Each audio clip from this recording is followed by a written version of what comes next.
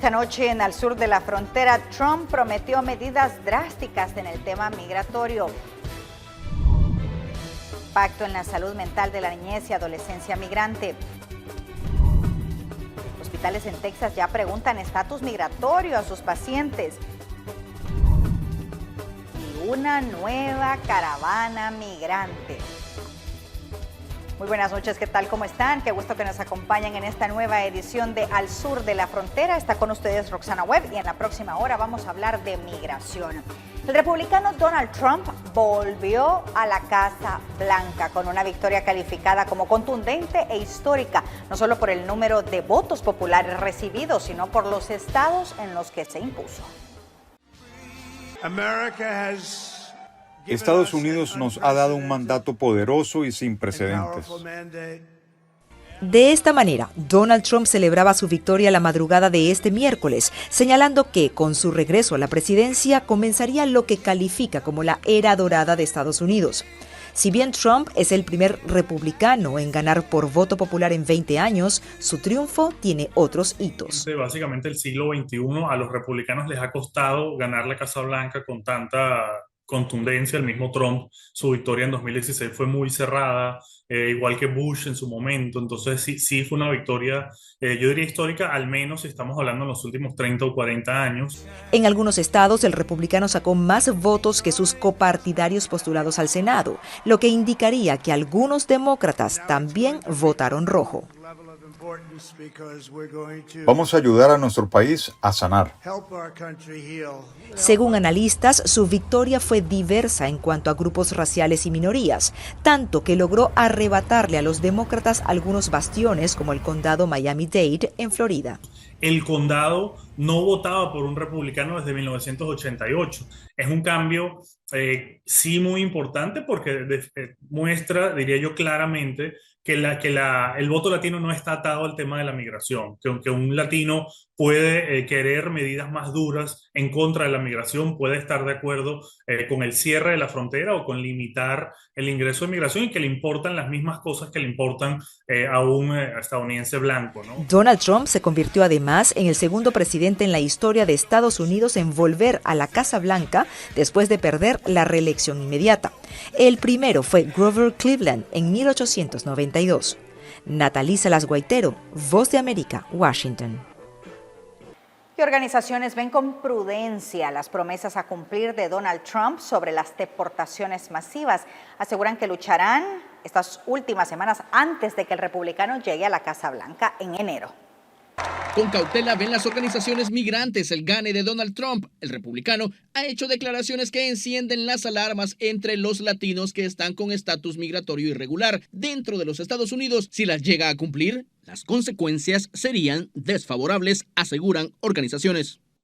Tendrá efectos devastadores para las comunidades inmigrantes si pone en marcha las medidas que anunció durante su campaña y si la retórica antiinmigrante termina materializándose. Y es que quien será el presidente número 47 de Estados Unidos en su campaña advirtió deportaciones masivas, promesa que cumplirá. Lo reiteró en su discurso horas después de las elecciones. Promises made, promises kept. We're going to keep our promises. We're going to have to seal up those borders and we're going to have to let people come into our country.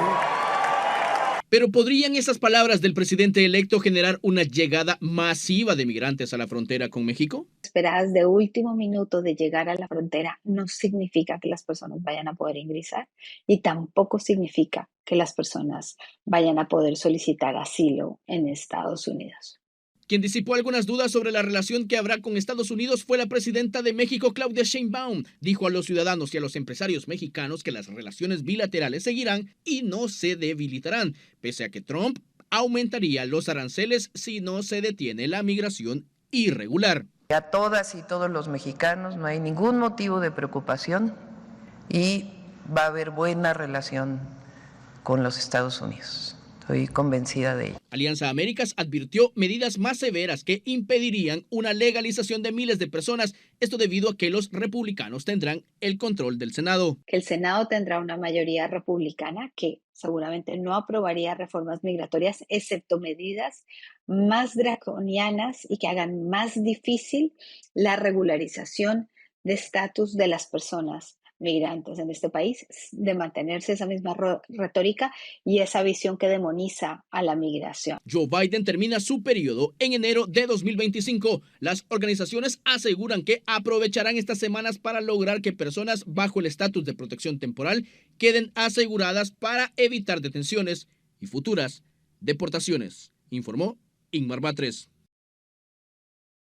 Y el presidente electo de Estados Unidos, Donald Trump, prometió durante su campaña medidas drásticas en el tema migratorio en un segundo mandato. Tenemos la información para conocer cuáles son las perspectivas de la política migratoria durante este mandato que viene. El presidente electo Donald Trump dijo en su primer discurso tras ganar la elección que traerá migrantes a Estados Unidos, pero de manera legal. Durante su campaña, el republicano prometió medidas más estrictas contra la inmigración indocumentada. Construir el muro, intentar deportar el número de personas que se pueda, intentar llenar de centros de detención, terminar o hacer un poco más difícil los procesos de migración, incluso los de ciudadanía. Durante la campaña electoral, los republicanos mencionaron terminar con beneficios migratorios como el parol humanitario y el estado de protección temporal, TPS, que ampara a miles de inmigrantes. De todas formas, hay muchas promesas que no van a poder avanzar porque la Corte Constitucional ya lo ha dicho, hay ciertas cosas que simplemente no se pueden hacer. El vicepresidente electo J.D. Vance dijo que la deportación masiva de inmigrantes podría comenzar con 1 millón de personas indocumentadas. Para la alcaldesa de Tucson, Regina Romero, esto será devastador para la comunidad. Nomás empezar las deportaciones masivas me da mucha tristeza. Activistas proinmigrantes en Arizona dijeron que desafiarán en cortes los cambios en las políticas migratorias que afecten la justicia y los derechos civiles de los inmigrantes. En Tucson, Arizona, Paula Díaz, Voz de América. Y Ernesto Cornejo, corresponsal de la RNA, se encuentra en Tijuana, México, y desde ahí nos presenta reacciones de migrantes que se encuentran en la zona tras el gane del expresidente Donald Trump. Adelante, Ernesto, buenas noches. Un gusto poderlos saludar desde la zona fronteriza de Tijuana, México, una zona muy emblemática para la comunidad migrante y sobre todo también que se tiene mucha expectativa tras el gane del ahora presidente electo Donald Trump en los Estados Unidos. Una semana muy decisiva para la política estadounidense y que también ya ha generado diversas reacciones en Centroamérica. Y es que activistas pro migrante aseguran tener también este temor de lo que puede llegar a suceder, de clausurar programas importantes como el TPS, el DACA, deportaciones masivas y sobre todo la estabilidad que han tenido estas personas a lo largo de muchos años. Escuchemos. Con gran preocupación para las comunidades que atendemos aquí en el lugar y para nosotros que vemos que estas comunidades pues vienen con problemas muy fuertes de sus lugares de origen, buscando mejores oportunidades de vida hacia el vecino país del norte, que es de aquí de Estados Unidos. Esto crea una zozobra y una incertidumbre a la comunidad y la preocupación incluso para nosotros como organizaciones por atender esta necesidad de estas comunidades que llegan aquí a la frontera. El que se haya escuchado en su candidatura o cuando se estaba candidateando el decir que iba a quitar los programas de ayuda a estas comunidades, pues claro que crea completamente una preocupación generalizada, ¿no? Y también va a haber, él decía que iba a haber deportaciones muy fuertes de los Estados Unidos en cuanto él entrara ya como mandatario en los Estados Unidos. Entonces, más preocupación todavía.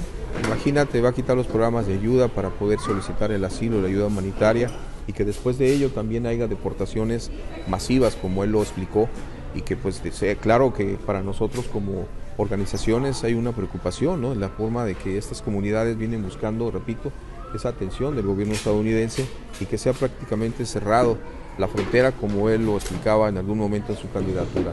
Es algo muy preocupante para el tema migratorio, de lo cual nosotros como organizaciones estaremos al pendiente para atender lo más posible estas comunidades que alcanzan a llegar a Baja California y en el caso de la ciudad de Tijuana. Pero también quisimos conocer las reacciones de la comunidad migrante en estos puntos fronterizos. Ellos han esperado por mucho tiempo en las aplicaciones, como por ejemplo el CBP One, en la que, de acuerdo a lo que han mencionado, esta podría ser cancelada a inicios del mes de enero del próximo año. Algunos tienen más de 8 meses de estar esperando en este lugar, pero sobre todo también las personas que se encuentran a cargo de los albergues migrantes también tienen su postura de lo que podría deparar para las próximas semanas estos puntos fronterizos. El haber sometido a votación en las elecciones presidenciales la propuesta SB 314, conocida también como la Ley de Seguridad Fronteriza, los votantes decidieron aprobar la ley antimigrante, considerada muy severa en Estados Unidos y de graves consecuencias por ingresar ilegalmente por el estado de Arizona. Debo enfatizar que cuando fue aprobada por los votantes, algunas secciones del proyecto no entrarán en vigor inmediatamente hasta que fuera declarada constitucional el proyecto antimigrante SB 4 del estado de Texas.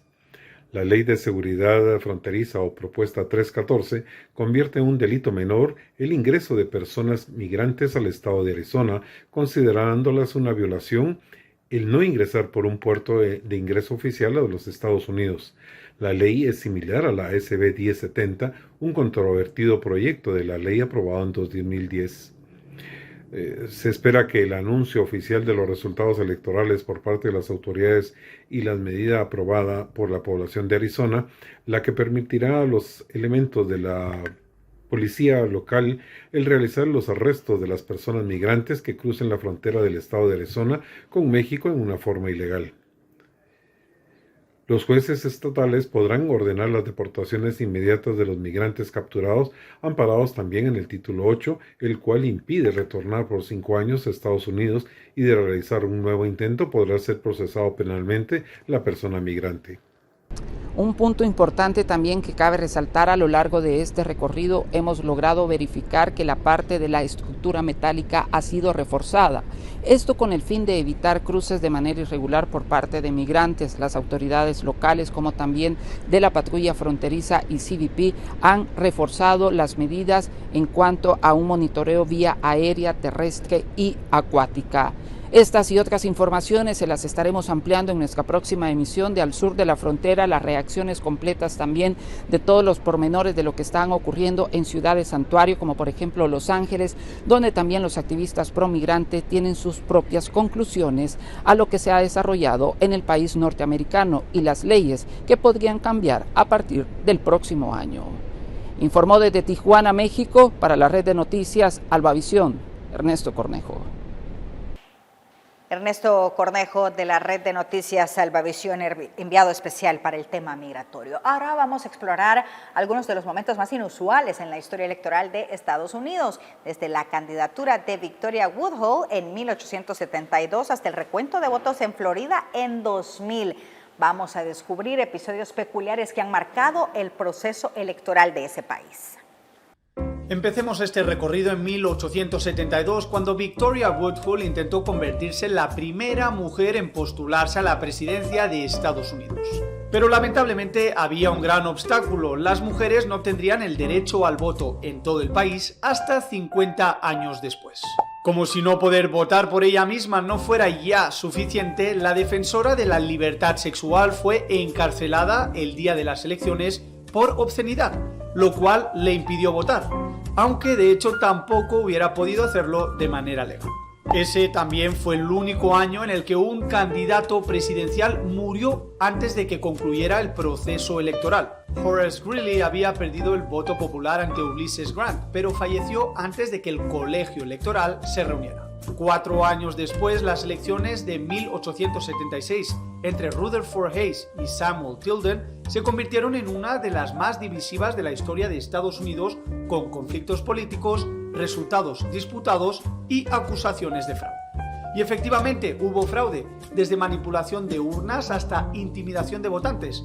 El caos fue generalizado en las urnas. Hayes terminó siendo nombrado presidente tras un acuerdo privado para acabar con la reconstrucción, lo cual allanó el camino para las leyes Jim Crow, que institucionalizaron la segregación racial en el sur de Estados Unidos y limitaron los derechos de los afroamericanos. Pasando a los años 1900, los momentos extraños en elecciones continuaron. Tomemos Eugene Debs como ejemplo, quien se postuló para presidente desde prisión en 1920 y obtuvo, ojo, casi 1 millón de votos. Perdió ante Warren Harding, quien, una vez presidente, conmutó su sentencia.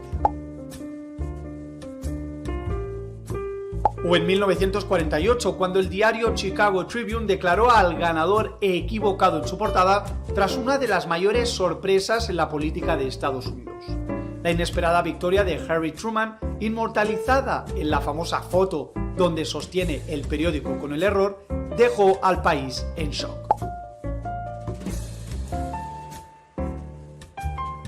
Algunos también recordarán el proceso controvertido del año 2000, cuando una ajustada mayoría en la Florida provocó recuentos y batallas legales. Una de las mayores polémicas surgió por la dificultad en determinar la validez de ciertas papeletas. El Tribunal Supremo finalmente detuvo el recuento y otorgó la presidencia a George Bush hijo, aunque su oponente, Al Gore, había ganado el voto popular por un margen reducido. En efecto, siempre hay mucho que aprender de los eventos políticos a lo largo de la historia. Pero con la creciente especulación sobre fraude, otra candidata presidencial femenina, la polarización en aumento e incluso candidatos que podrían acabar en la cárcel, cabe preguntarse, ¿se estará repitiendo la historia? A medida que Estados Unidos se acerca ya a la fecha de las elecciones, la gran pregunta es, ¿qué nuevos momentos inusuales añadirá la elección de 2024 a la historia política del país? Y las elecciones en Estados Unidos son unas de las más caras del mundo. Las presidenciales y para las de Congreso de 2020, por ejemplo, costaron $16.400 millones. Y los expertos afirman que es probable que el costo de estas del 2024 sea aún mayor. Las elecciones de Estados Unidos son unas de las más caras del mundo. En 2022 se gastaron más de $16.000 millones en las elecciones presidenciales y para las del Congreso. Eso incluye todo el dinero gastado por los candidatos presidenciales, los candidatos al Senado y a la Cámara de Representantes, los partidos políticos y los grupos de interés independientes que intentan influir en las elecciones. La cantidad no incluye el costo de organizar y celebrar elecciones, que en Estados Unidos se administran a nivel estatal y local. Esos son más difíciles de cuantificar, ya que incluyen los sistemas gubernamentales que hacen posible una democracia, incluida la educación de los votantes, los funcionarios para llevar a cabo las leyes electorales y un sistema para decidir oficialmente las disputas. En 2018, investigadores de la Universidad de Carolina del Norte estimaron que el costo de la administración electoral en el país era de al menos $2.000 millones al año. En términos de gastos de campaña, Estados Unidos supera a la mayoría de los países. En las elecciones generales británicas de 2019, por ejemplo, el gasto fue 24 veces menor que en las elecciones estadounidenses de 2020. Durante las elecciones de 2019 en Australia, los partidos políticos gastaron menos de la mitad de lo que los partidos políticos estadounidenses gastaron por persona al siguiente año. Mientras tanto, la India tuvo unas elecciones históricamente caras en 2019, cuando el primer ministro Narendra Modi ganó un segundo mandato. Esa cifra superó el gasto durante las elecciones de 2016, cuando Donald Trump logró llegar a la Casa Blanca, pero se quedó por debajo del costo de las elecciones de 2020 a nivel nacional, cuando Joe Biden ganó la presidencia. Brasil también gasta grandes cantidades de dinero en las elecciones. En el periodo previo a esa votación, la administración del presidente Jair Bolsonaro gastó decenas de miles de millones en programas gubernamentales para atraer a los votantes de menos recursos. El presidente perdió por un estrecho margen frente a Luis Inácio Lula da Silva. Las leyes de financiación de campañas están diseñadas para mantener bajo los costos electorales y limitar la influencia del dinero en los resultados. En Estados Unidos, el Congreso aprobó en 1974 una ley de financiación de campañas que establecía límites a las contribuciones y los gastos de las campañas federales. Pero el año siguiente, el Tribunal Supremo anuló parte de esa ley, dictaminando que si bien las contribuciones a los candidatos podían limitarse, el gasto de los candidatos constituía una forma de expresión protegida. Luego, en 2010, un fallo de la Corte Suprema volvió a cambiar la ley, estableciendo que las empresas y otros grupos externos tienen derecho a gastar dinero ilimitado en las elecciones. Los fallos han contribuido a un aumento del gasto electoral en Estados Unidos a lo largo del tiempo, que ha ido en alza en casi todas las elecciones presidenciales desde el año 2000.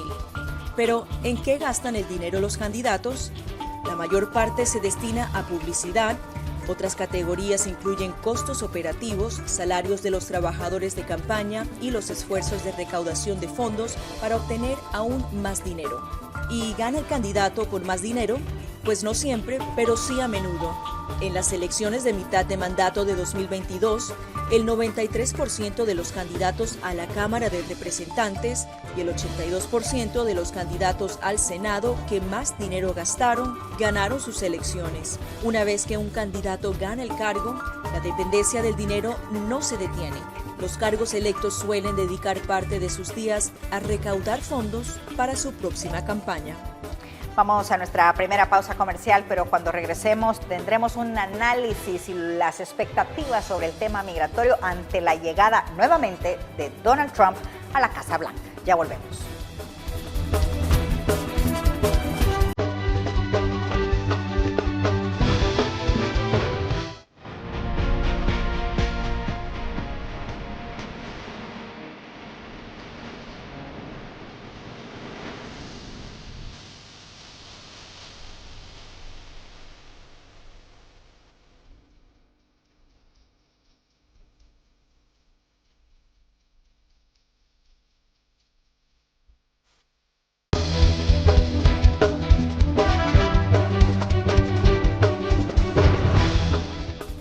Muchas gracias por continuar con Al Sur de la Frontera. Vamos a continuar hablando sobre Donald Trump, quien será el nuevo presidente en los Estados Unidos, y saludamos al director de AAMES, de la Asociación Agenda Migrante, El Salvador, César Ríos, precisamente para ahondar sobre esto. César, qué gusto que nos acompañe. Buenas noches, bienvenido. Muy bien, muchas gracias por la invitación aquí el origen del sur de la frontera, ¿verdad? Qué bonito set tiene, y aquí es donde surgen todas estas noticias especializadas.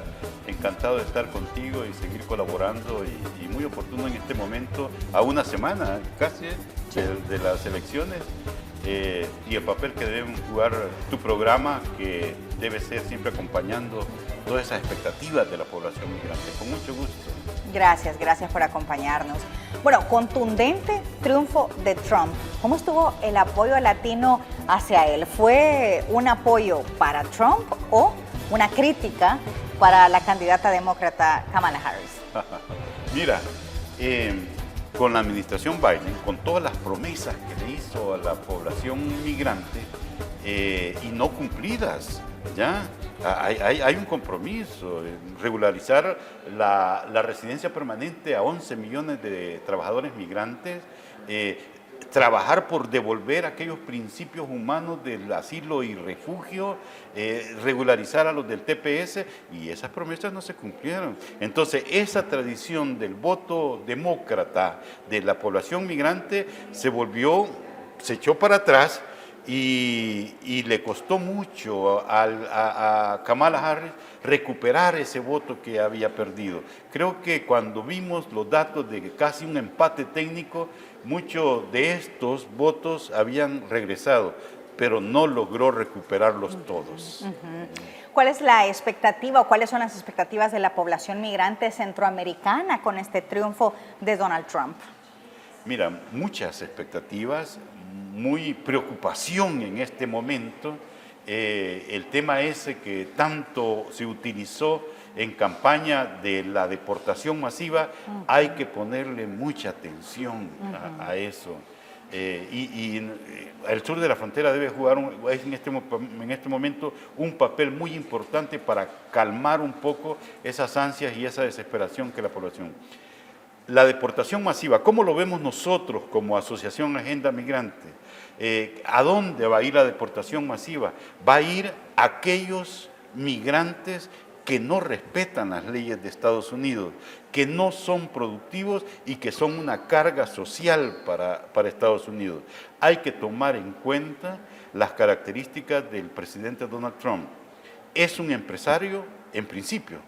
Y por principio empresario, él sabe y conoce el valor de la mano de obra migrante. Muchos de sus edificios han sido construidos con mano de obra migrante, y a saber si con mano de obra indocumentada. Entonces él conoce. Jamás en este momento de recuperación económica de Estados Unidos va a meterse a una dinámica de deportación masiva de esa mano de obra que le está dando mucho a la economía norteamericana. Trump, además de hablar de deportación masiva, también habló de quitarle la ciudadanía a los nacidos en Estados Unidos, hijos de inmigrantes indocumentados. Este tipo de promesas que captó mucho voto de comunidades muy conservadoras en los Estados Unidos, ¿será realmente viable o podríamos esperar una administración como la que tuvo antes de Joe Biden, en la que también hubo muchas promesas anti-inmigrantes, pero al final hubo otros presidentes que deportaron a más indocumentados que él? Claro, no hubieron muchas expresiones de ese tipo, Roxana. Pero él no tiene el poder único. Estados Unidos es una de las democracias más grandes en el mundo, que el presidente, el poder ejecutivo, no le llevan a alterar todo el orden constitucional, no le puede quitar una nacionalidad a alguien que ha nacido allá, no puede. No puede, tiene que pasar por un proceso si en caso lo intentara. Pero hay una corte conservadora, hay un buen triunfo también de senadores republicanos. Esto podría, digamos, obstaculizar, digamos, la situación podría de ser, muchos. pero es un proceso muy largo. Más bien lo que yo te diría es que nos detengamos en un proyecto que se llama el Proyecto 2025, que fue elaborado por el ala más extremista de los republicanos y que se le ha puesto como su plan de gobierno. Es tan fuerte este plan que Donald Trump dijo, yo no me voy a guiar a esa propuesta que me han hecho de mi partido, y donde dice él ahí que va a movilizar la fuerza pública, el ejército y la policía para perseguir a población migrante. Entonces eso no lo puede hacer, pero le quiere dar a esas atribuciones como poder ejecutivo para poder hacer. Entonces son procesos que se van a llevar, que hay que superarlos en ese tema, pero no son extremos como lo que me está mencionando. ¿Cuáles serían las expectativas de los gobiernos del Triángulo Norte? Mira, más que expectativa, yo diría, ya yo llevo personalmente más de 20 años trabajando el tema y creo que hay que aprender de las lecciones. Tenemos una administración del presidente Trump que nos debe dejar lecciones y hay que aprenderlas. Hay un precedente. Hay un precedente. Y el precedente, cuando tú me preguntas cuáles serían las expectativas de los gobiernos de origen de la migración, yo diría que en primer lugar no hay que dejar que la administración norteamericana nos divida. Yo me acuerdo que Donald Trump en su administración se fue a negociar con Guatemala, se fue a negociar con Honduras, negoció con nosotros de manera individual y a cada quien nos hacía propuestas y nos daba donación de dinero a cambio de muchas cosas. Yo creo que es la oportunidad para poder desarrollar capacidades de agendas conjuntas. Ya el Triángulo Norte tiene que hacer un esfuerzo por reunirse y elaborar una agenda y irse a Estados Unidos. En nombre de los tres países proponemos el respeto de las personas, proponemos que se legalice a los del TPS, por ejemplo. Pero creo que está difícil. Aquí pueden jugar un papel muy importante. Pareciera que es más político, ¿no? Que humano. Sí, pareciera que es más político y eso lo van a sufrir las comunidades migrantes allá. Los organismos regionales deben jugar un papel importante, que se haga sentir el Parlamento Centroamericano para acompañar a los gobiernos, para que hagan una agenda conjunta para ir a negociar a Estados Unidos. La OEA puede aportar mucho, la OCAN puede. Yo creo que hay la oportunidad para hacer sentir esa unidad. Y nuestro presidente, Bukele, creo que tiene un liderazgo en la región que puede promover esa unión de agendas en la región. ¿Qué futuro le ve al tema migratorio con la llegada del nuevo presidente? Recordemos que en su mandato anterior, bueno, como ya hemos hablado, también manejó esta retórica, pero fue Obama o Biden quienes deportaron a más migrantes que él. ¿Se trata de una nueva realidad migratoria? Correcto, lo dices muy bien tú. Estamos al borde de una nueva realidad migratoria en la región. El problema que yo veo es la profundidad y la capacidad de comprensión de esta nueva realidad migratoria. Sí. ¿Cómo los gobiernos están comprendiendo eso? Porque el tema de la migración no es un problema de las personas que se van. Las personas que se van a consecuencia de, y las consecuencias son de malas políticas públicas, de problemas económicos, de persecuciones políticas, todo eso. Por lo tanto, esta nueva realidad migratoria tenemos que comprenderla bien. Principalmente, estamos al borde de finalizar ya esta era de migración irregular. Creo que se nos acabó el momento aquel en que nos poníamos la mochila al hombro y decidíamos hacer la ruta migratoria con la esperanza de pasar la frontera. Ya no va a haber coyote bueno o coyote malo. Las fronteras van a estar cerradas, muy cerradas, y la probabilidad de pasar es ahí donde se va a ver una parte de deportación masiva. Todos los que agarren ahí, zona fronteriza. En la zona fronteriza van a tener una deportación express. Por lo tanto, creo que hay que tener mucha capacidad de comprensión de lo que nos viene de esta nueva realidad migratoria. Y todos los esfuerzos orientados a lo que está haciendo El Salvador, la migración ordenada. La migración laboral. El Salvador lleva en este momento 14,000 trabajadores migrantes que han ido en una migración ordenada y han regresado y están bien las dinámicas. En cuanto, esto es importante, en cuanto a los derechos laborales y los controles fronterizos, ¿qué podemos esperar? Bueno, como te decía, controles fronterizos van a ser sellados, ya. Sellados con nueva tecnología, lo va a cumplir. Las deportaciones masivas son para todos los que se van a ir. Laborales, este es un tema, Roxana, delicado, ¿no? Que sí, todavía los trabajadores migrantes documentados están siendo víctimas de una explotación laboral en Estados Unidos. Y te digo cuál es el sector que más profundiza eso, son las mujeres. Las mujeres que están cubriendo el trabajo doméstico y el servicio en Estados Unidos. El trabajo doméstico en Estados Unidos no les pagan seguridad social, no les están pagando lo que dice la ley por sus horas de trabajo. Y que hay recursos en Estados Unidos orientados a levantar más el muro, pero no hay recursos para vigilar el tema de derechos laborales. Y ahí es donde puede tener una incidencia grande los gobiernos juntos con una propuesta pidiéndole a Estados Unidos que garantice los derechos laborales de la población migrante. Por ahí son los niveles de incidencia política que se pueden tener. Sí. Hay una caravana en camino. ¿Cuáles son sus conclusiones de esta victoria de Trump y el tema migratorio? Porque pareciera como que la gente tiene esperanza de que puede llegar todavía a la frontera antes de que inicie su mandato Trump, pero esto es...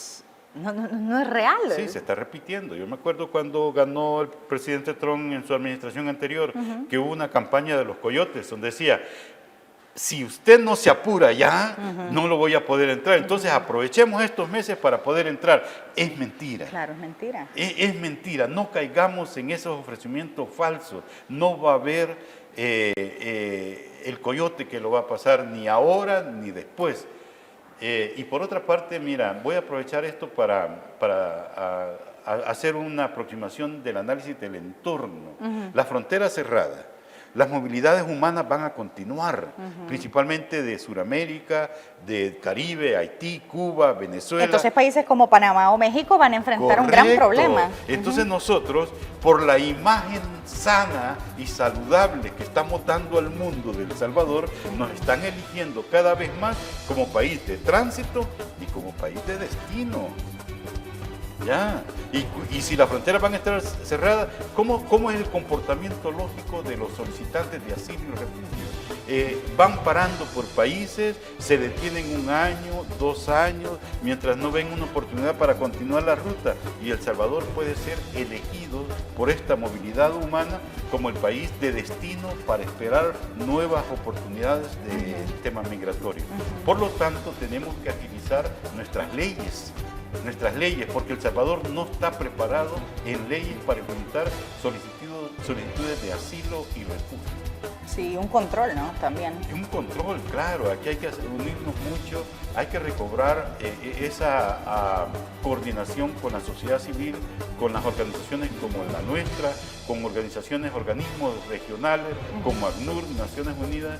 En función de eso, mira, AMES, la Asociación Agenda Migrante, estamos previendo este nuevo comportamiento de la movilidad humana, y hemos propiciado un hermanamiento entre 2 comunidades fronterizas, ya, porque sabemos, mira, Santana Oeste tiene 4 puntos fronterizos para Guatemala, y como gobierno local tiene que comprender cuáles podrían ser esos flujos migrantes, y cómo poder comprender y que la población tenga conciencia, porque lo que hemos visto en Honduras y en Guatemala, un aprovechamiento al máximo de esta pobre gente que está ahí, les cobran más por hospedaje, el transporte se aprovecha de ellos, y tenemos que crear comunidades inclusivas, y en eso estamos trabajando mucho como Agenda Migrante. Muchas gracias por habernos acompañado. Con mucho gusto, Roxana, y un saludo a todos los que nos ven. Así nosotros vamos a una pausa comercial y ya volvemos con más de Al Sur de la Frontera.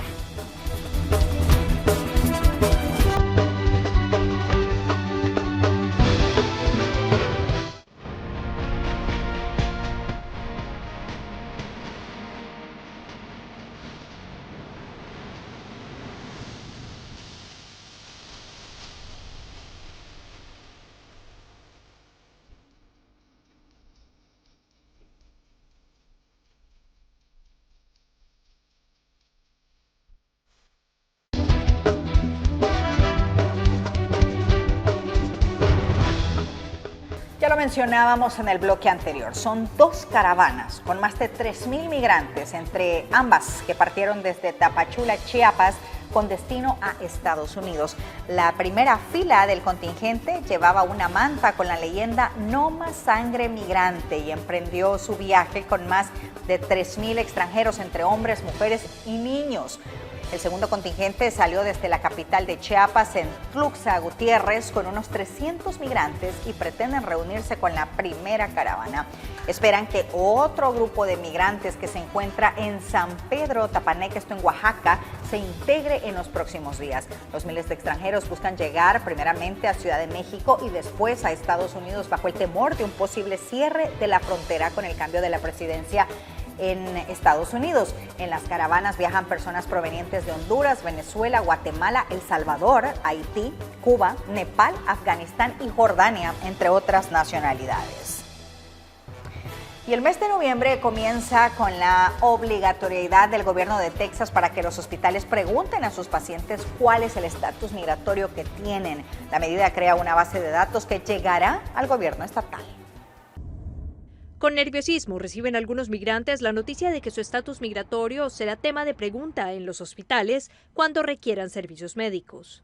Los hospitales son parte de que las personas puedan estar saludables y no se pueda expandir una pandemia o algo. Entonces, ¿cómo vamos a vivir nosotros aquí cuando los enfermemos? ¿Qué vamos a hacer? Si no tenemos dinero para ir a una clínica privada. Según el gobernador Greg Abbott, el estado de Texas absorbe un gran porcentaje de los costos asociados con la atención médica para personas que no están legalmente presentes en Estados Unidos, por lo que algunos migrantes comprenden la raíz de la nueva regla, pero piden no ser generalizados. Cuando uno va al hospital siempre paga las consultas, pero la mera verdad también hay mucha gente que no paga. Esperemos que la cambien porque sí, de verdad uno ocupa del hospital, quiera o no. La estrategia de cómo se va a cumplir con la recolección de esta información sobre los pacientes depende de cada hospital. Puede ser escrita o verbal. Lo que es claro es que ningún centro médico puede negar atención si la persona decide no responder a esta pregunta sobre su estatus migratorio. Lo fundamental para los pacientes es que esto no cambia la atención hospitalaria. Los hospitales de Texas Texas siguen siendo un lugar seguro para la atención necesaria. Según aclaró la Asociación de Hospitales de Texas, cada centro médico es diferente y la norma aplica solo para hospitales públicos que atienden a poblaciones que reciben cobertura de Medicaid y CHIP. Laura Sepúlveda, Voz de América, Austin, Texas. Y precisamente vamos a analizar este tema con el Instituto del Migrante en El Salvador. Ahora los hospitales de Texas deben preguntar a los pacientes cuál es su estatus legal en Estados Unidos y registrar el costo de su tratamiento a personas sin permiso de residencia. Esto tras una orden del gobernador republicano de Texas que amplía aún más el conflicto de este estado con el gobierno de Biden sobre la inmigración. Bueno, cada estado tiene su propia autonomía. Vemos que esta tendencia, al igual como el gobernador de Florida, igual como el gobernador Greg Abbott en Texas, son medidas que van en detrimento a nuestras poblaciones migrantes irregulares.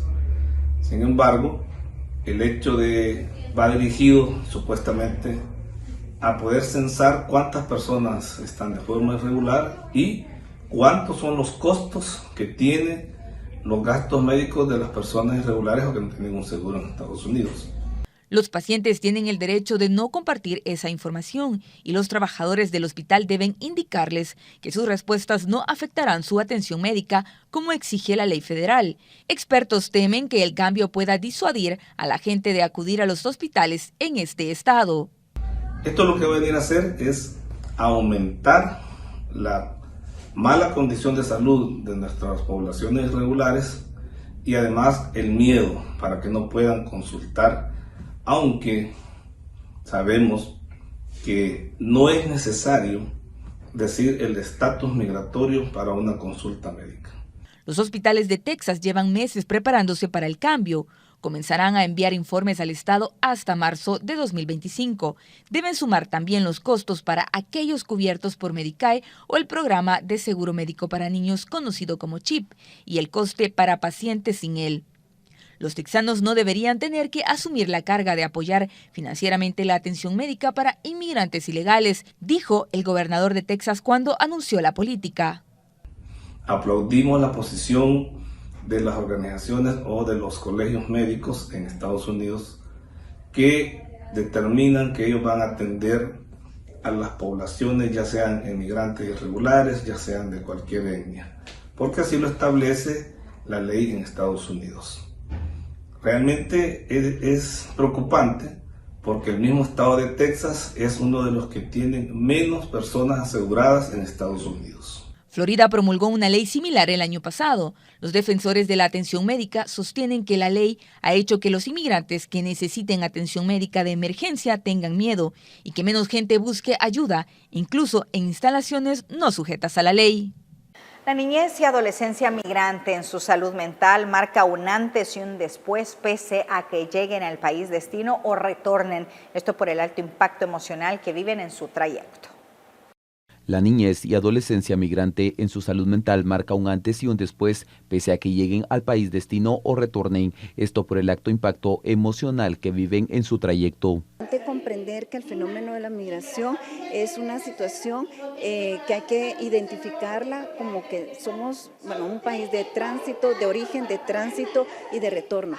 Pero a todo esto, ¿por qué toma la decisión de los niños, niñas y adolescentes? ¿Por qué toman la decisión de ir a otro país a buscar mejores oportunidades? Es porque definitivamente aquí no tiene garantizados sus derechos mínimos, ¿verdad? Sus necesidades básicas. La captación en el tránsito, digamos, puede ser víctimas de trata de personas también, ¿verdad? En cualquiera de los países. Y la importancia también en este sentido es que no podemos tener un dato, digamos, de cuántos fueron. No, es imposible. Pero realmente los datos que se cuentan son como los retornos. De acuerdo con la entrevistada, el trauma deja una cicatriz emocional, pero cuando un niño encuentra seguridad, protección y un tratamiento de salud mental adecuado, puede comenzar a sanar y experimentar bienestar tanto mental como físico. Habría que fortalecer de pronto es el hecho de humanizar más la atención, ¿verdad? Que no tomar, por ejemplo, los protocolos al pie de la letra sin escuchar a un niño o la niña de que de pronto tiene una historia diferente de la que nos da los protocolos. Eso por una parte. ¿Por qué? Porque al final lo que tenemos que priorizar es el interés superior de la niñez, ¿verdad? Es decir, ver primero cuál es la situación, cuáles son las necesidades y de acuerdo a ello aplicar los protocolos y todo el aparato legal que tiene el país para la migración. Para muchos menores, la reunificación familiar constituye una prueba larga, dolorosa y desorientada, respondiendo de distintas maneras a la separación de sus seres queridos, siendo para algunos un proceso traumático. Y la falta de empleo y la pobreza son solo algunas de las razones que obligan a miles de jóvenes centroamericanos a abandonar sus hogares en busca de un futuro mejor en Estados Unidos. Estados Unidos y México han realizado la deportación de al menos 102.600 migrantes, entre hombres, mujeres y menores originarios de El Salvador, Guatemala y Honduras. Esto de enero a agosto del 2024. Estados Unidos y México han realizado la deportación de 102.648 migrantes, entre hombres, mujeres y menores, originarios de El Salvador, Guatemala y Honduras, entre enero y agosto del 2024, cifra que continúa en crecimiento, por lo que deberían preocupar seriamente a los gobiernos.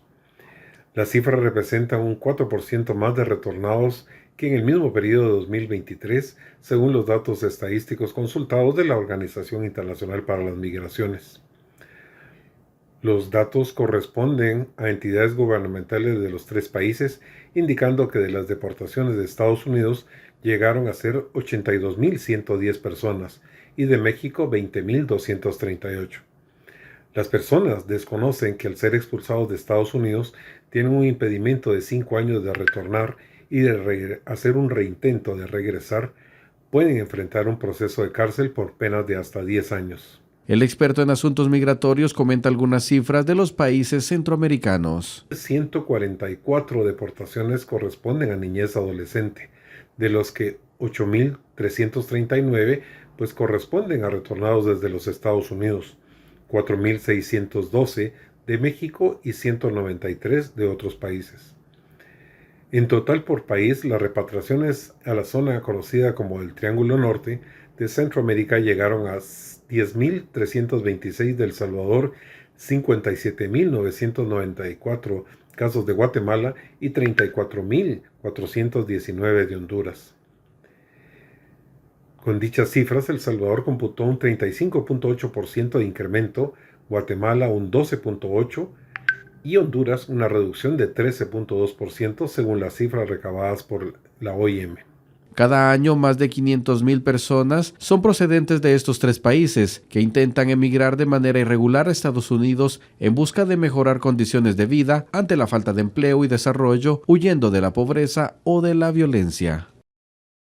Y de acuerdo a cifras del Instituto Guatemalteco de Migración, más de 21.000 migrantes han sido expulsados en este 2024. El Instituto Guatemalteco de Migración IGM registra del 1 de enero al 15 de octubre la expulsión de 21.328 migrantes en situación irregular que incumplieron con las leyes migratorias. Por nacionalidad, los primeros 5 lugares son Venezuela con 16.574, le sigue Colombia con 1.634, Ecuador con 1.001, Cuba 355 expulsados y Honduras con 311. También hay países como China, Turquía, Jordania, Marruecos, de Bangladesh, entre otros. Del total de expulsados, 6.382 son mujeres y 13.234 hombres. Asimismo, se reportan 1.712 niñas, niños o adolescentes. El mes con mayor reporte fue febrero, con 3.183 expulsiones. El rango de edad con mayor peso está entre el rango de 18 a 45 años. Asimismo, la delegación con mayor reporte de expulsiones es la de Agua Caliente. En el Centro de Atención Migratoria para Migrantes Extranjeros CAMIEX de Zona 5 se han atendido a 1.000 483 migrantes. El Servicio Nacional de Migración de Panamá publicó datos recientes sobre el tránsito de personas por la peligrosa región del Tapón del Darién. El informe reveló que durante septiembre hubo un incremento del 51% en comparación con agosto, uno de los meses con menor flujo migratorio en los últimos 2 años. La migración irregular ha aumentado considerablemente, principalmente la población que proviene del Tapón del Darién, por lo que organizaciones buscan alternativas para reducir este flagelo. Siempre insistimos en la necesidad de que los países expulsores de migrantes debemos coordinar acciones conjuntas, porque hacer acciones para enfrentar la migración irregular debe ser un trabajo multiactor, en coordinación con los países, tanto de expulsión como los de tránsito y acogida. Y ese es uno de los principales retos, ¿verdad? Porque en cada paso que tiene un migrante de un país experimenta diferentes situaciones que son necesarias de atender, y que si lográramos tener una coordinación, una atención, probablemente lograríamos mejores resultados, y no como lo que hemos enfrentado, la muerte, la violación de derechos humanos, o las violaciones sexuales, o la pérdida de vidas humanas, lo que hay que evitar, ¿verdad? Y que es importante que estas acciones son solo viables y hacerlas coordinadas con la participación de todos los actores vinculados, las academias, sociedad civil, gobiernos, sector privado, entre otros. En estas acciones el objetivo es que la población migrante se informe acerca de los peligros que conlleva emprender el viaje para llegar a los Estados Unidos. Vamos a la pausa comercial, ya regresamos con Al Sur de la Frontera.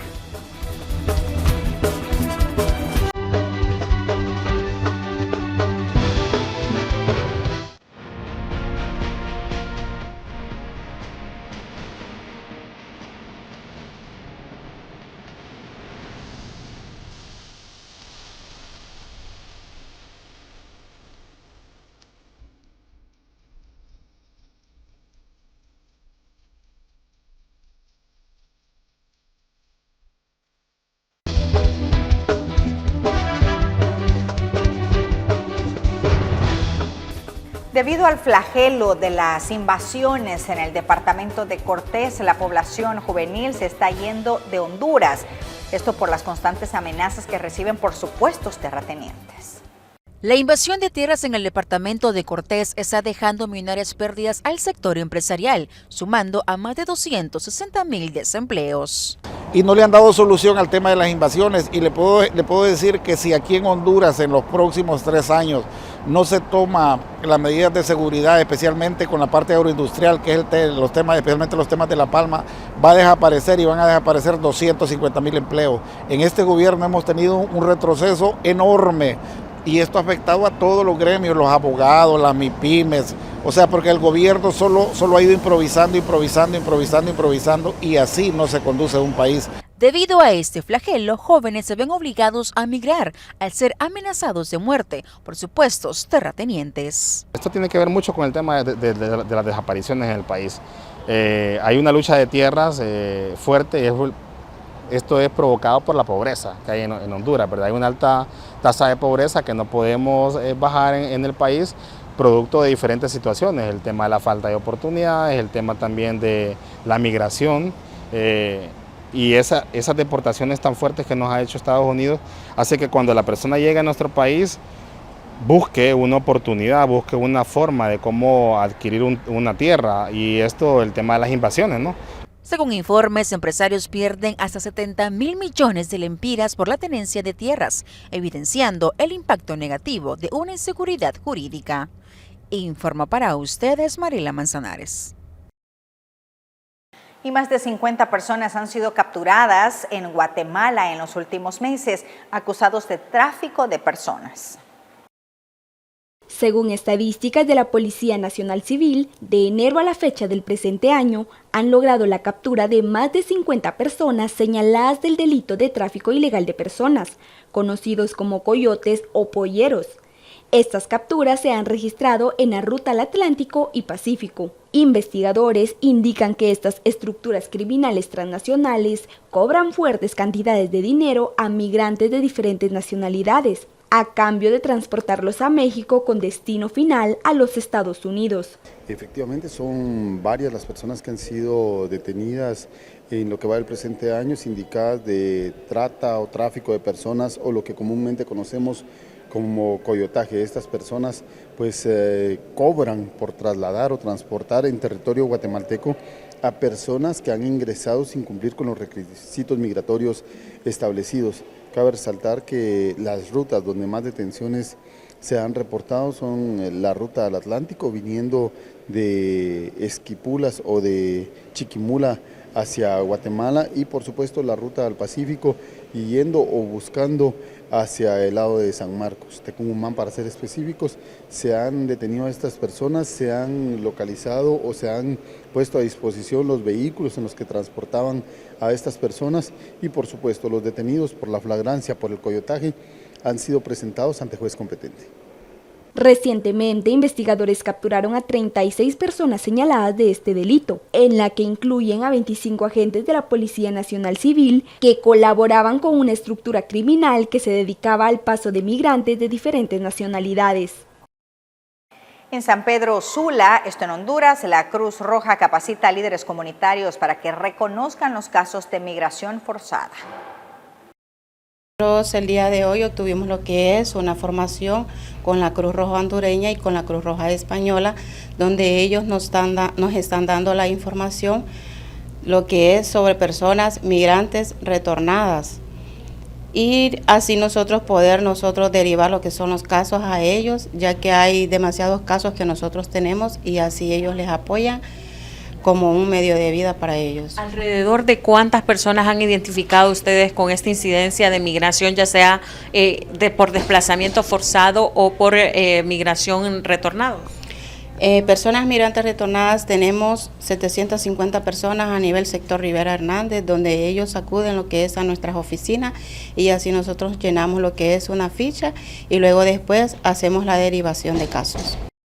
El gobierno de Chihuahua, estado ubicado en la frontera norte de México, anunció la creación de una unidad especial para combatir al Tren de Aragua, una organización criminal originaria de Venezuela. El Tren de Aragua, que surgió en la prisión de Tocorón en Venezuela, ha logrado expandirse en México, involucrándose en actividades como el tráfico de personas y la explotación sexual. Gilberto Loya Chávez, secretario de Seguridad Pública Estatal, explicó que un grupo de agentes ha sido asignado para investigar y recopilar información sobre esta pandilla. Nosotros lo detectamos aquí cuando empezamos a tener una gran cantidad tanto de secuestro como extorsiones a migrantes, tanto de las caravanas como migrantes que llegaban solos a Ciudad Juárez. La presencia de esta pandilla ha generado temor entre los migrantes, que evitan acercarse a ciertas áreas del muro fronterizo. Te dicen que no te quieren volver a ver porque te pueden agarrar tu niño y secuestrártelo, o incluso secuestrar a las personas, y piden una cantidad de dinero que no muchos la tienen. Y bueno, aquí estamos, gracias a Dios llegamos a este lugar y acá nos encontramos ahora. La Secretaría de Seguridad Pública de Chihuahua recientemente recibió a expertos chilenos y salvadoreños, quienes compartieron técnicas de investigación y combate al Tren de Aragua. Hay cosas que se pueden adecuar al estado de Chihuahua, sí, una gran cantidad de acciones y políticas públicas que se han tomado allá que creo que pueden funcionar. El secretario subrayó que el Tren de Aragua se ha mimetizado con otras pandillas como la Mara Salvatrucha, Barrio 18 y los Bravos de Colombia. La nueva unidad especial busca fortalecer las acciones contra el crimen organizado y mejorar la seguridad en Chihuahua. César Contreras, Voz de América, Ciudad Juárez, México. Nosotros así nos despedimos. Muchísimas gracias por habernos acompañado. Estuvo con ustedes Roxana Webb. Nos vemos el próximo domingo a las 8:30 de la noche.